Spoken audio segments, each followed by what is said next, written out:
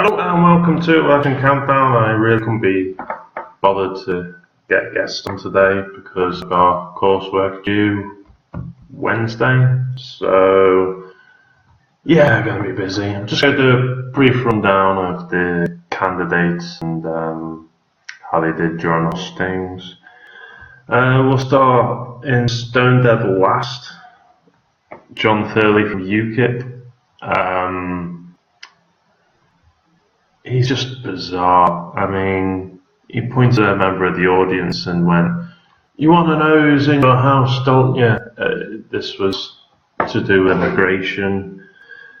Yeah, this crime gaffe where he said that crime was really high in Sheffield, but we've got actual statistics saying that crime in Sheffield was one of the lowest in the UK. And then he said that he wants to get us back to Victorian times, back when Britain was great. And he's trying to be left-wing over the NHS, but it was just a complete car crash. I mean, yeah, he's just hopeless. I mean, I never usually actively advocate for someone to not vote for a person, but if you physically wake up in the morning and think of a spoon, that's the only explanation I can think of for voting for John Thurley. And then we've got Dr. Gordon Gregory from the Conservatives. Not the best speaker, because his stammer held him back. I know that's unfair. But it did hold him back. In terms of actual policies, I think he actually did say strong and stable at one point, which, you know, even the audience was saying, well, it's getting pathetic. I mean, you've got absolutely no idea about what you're talking about. He keeps losing all the NHS arguments, saying he's going to put all money into the NHS when the Conservatives get into power. Which may be true, but most of it goes to private contractors anyway. It doesn't actually go to where it's meant to. So yeah, I mean, Natalie Bent put it best. Tories don't get more than 10%. Then we've got Shafak Mohammed of the Lib Dems. Honest candidate. Honest man.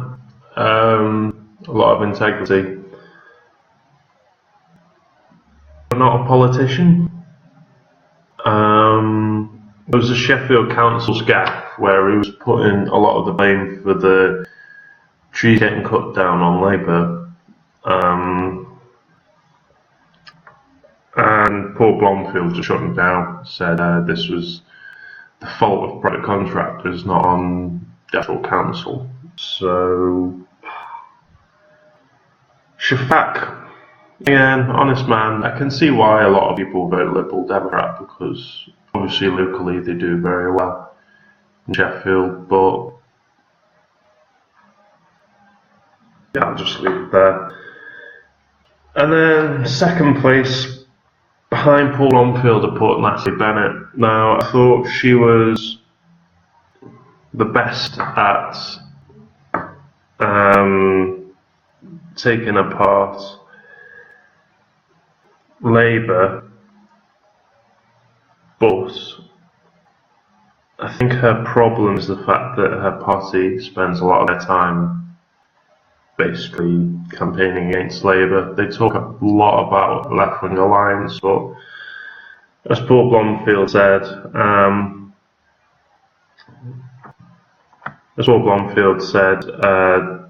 if they want an alliance, they're going to have to, you know, tone down the way that they attack Labour. Is there too much obsession on climate change? I guess you can never obsess about climate change too much, but Labour had a lot more in terms of social and economic policy, which is important to a lot of people, especially in the immediate future. Is it a risk-free vote? She was saying that only the Greens and Labour had a chance of getting in. I agree with that. Whether or not to vote Green or Labour, I'm going to leave myself out of the argument. Thankfully, I don't have to vote in Sheffield Central. I'll be off to Wirral South, where it's a marginal Labour Tory seat, so I'm going to vote. Onto Labour, strong, knows his policies.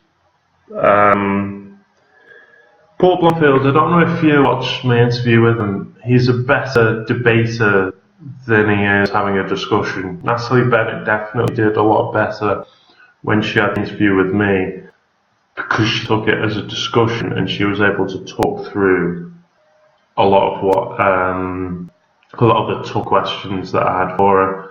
Paul Blomfield, it was a lot of, more argumentative, more trying to, rebuttal everything I was asking, which was poor, I thought, but he definitely did better in a debate circumstance, and he does have the whole local MP aspect to it. Natalie Bennett doesn't. He also has the aspect of I thought it was a compliment I gave to him when I said, it doesn't really matter who's leader with Paul Blomfield because he's a Labour man through and through. He took that the wrong way, I think. I think that's quite venerable, compliment for him. He was strong on Brexit, strong on the EU referendum. He also points out that Nick Clegg had campaigned for an EU referendum.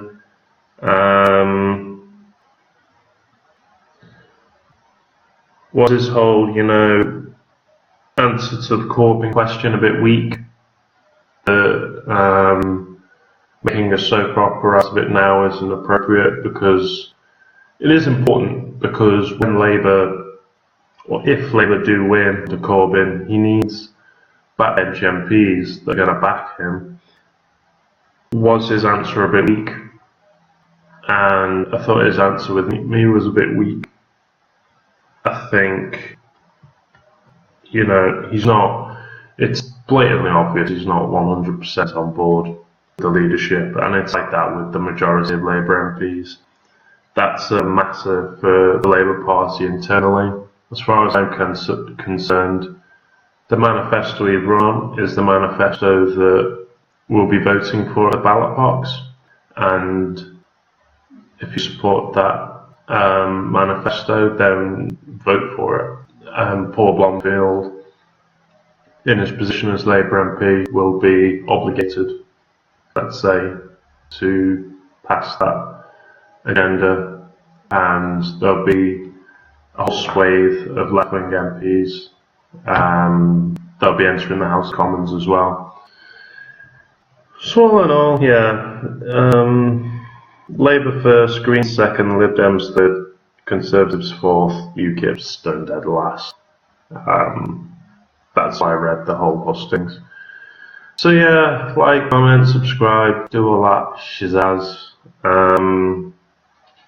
But this has been Election Countdown, just a little, guide to how to enter the hustings, and what I think of each of the candidates, as if my voice matters any more than anyone else. I'll trying hard to get people on, but it is getting to that time when I've got another essay in and I'm simply running out of societies. I got in contact with LGBT and the Liberal Democrats, got in touch with Sheffield, who is running in Sheffield Central, and I've got in touch with Nick Clegg.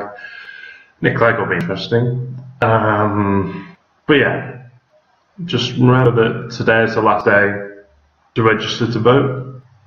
Make sure you're registered, even if you get your polling card, or even if you got your polling card last election. Important to register and try and get your national insurance as well. I think that's a bugger.